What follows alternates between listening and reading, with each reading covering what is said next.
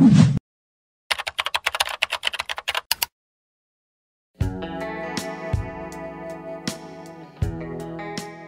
suis le docteur Deroy, chirurgien général et digestif. Qu'est-ce que les hémorroïdes?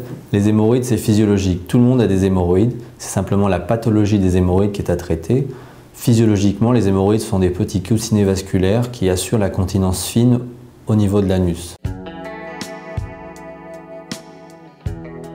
Les symptômes sont simples. Vous avez peut-être soit une boursouflure ou une tuméfaction ou quelque chose qui sort de l'anus, quelque chose qui sort et re-rentre de temps en temps, ou alors du sang dans les selles, des petits écoulements sanguins au moment des selles ou juste après les selles, qui peuvent être le signe d'une hémorroïde qui se vide ou qui se perce au moment du passage des selles. Ce qui est très important, c'est que si vous avez plus de 45 ans et des saignements au niveau de l'anus, il ne faut pas penser ou croire que vous avez peut-être simplement des hémorroïdes.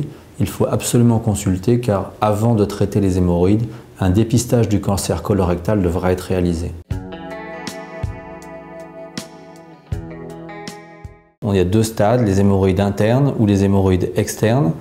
Ces hémorroïdes peuvent se dilater car ce sont des petits paquets veineux qui peuvent se dilater comme des varices qu'on trouve sur les jambes. Au niveau des hémorroïdes internes, il y a des stades 1, 2, 3 et 4 qui correspondent à l'importance de la dilatation des hémorroïdes. Le stade 1 par exemple correspond à des sensations de boursouflure ou d'inconfort au niveau de l'anus. Le stade 2, c'est la descente d'un paquet variceux interne au-delà de la ligne anale qu'on appelle ligne pectinée.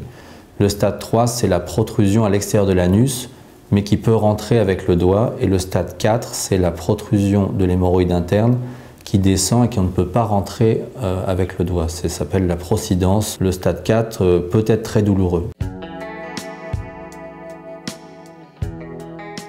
Les causes des hémorroïdes sont liées à une hyperpression intra-abdominale ou à des efforts de poussée, mais aussi pendant la grossesse, la femme enceinte, où l'utérus va comprimer le réseau veineux et entraîner une stase d'amont qui va favoriser les hémorroïdes. Certains efforts sportifs, comme lors de l'équitation ou du vélo, peuvent entraîner des microtraumatismes au niveau de la région anale et favoriser des crises d'hémorroïdes, notamment des crises d'hémorroïdes externes.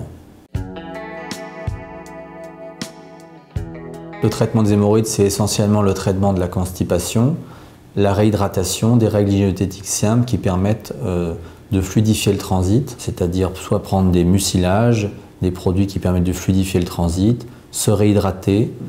Et enfin, une règle importante consiste à ne pas se retenir pour aller à la selle et aller à la selle à des heures régulières afin d'éviter le développement de cette pathologie variqueuse que sont les hémorroïdes au niveau de la région anale. En l'absence de douleur et en la présence simplement de petites boursouflures au niveau de l'anus ou de saignements, un simple traitement et des mesures hygiéno-diététiques sont suffisantes. En cas de douleur, il s'agit peut-être d'une thrombose hémorroïdaire externe. Il faut alors consulter pour qu'un proctologue ou un chirurgien qui a l'habitude vous fasse une petite incision au niveau de l'anus pour évacuer le caillot sanguin. En cas de pathologie ou de symptômes persistants des hémorroïdes avec des boursouflures ou des procidences ou un prolapsus des hémorroïdes et des récidives fréquentes, il faut alors envisager deux types de traitements. Les premiers sont les traitements instrumentaux qui sont réalisés par les proctologues au cabinet, qui consistent à faire des destructions électives des paquets hémorroïdaires par soit la cryothérapie, soit la sclérose, soit la pose de petits élastiques.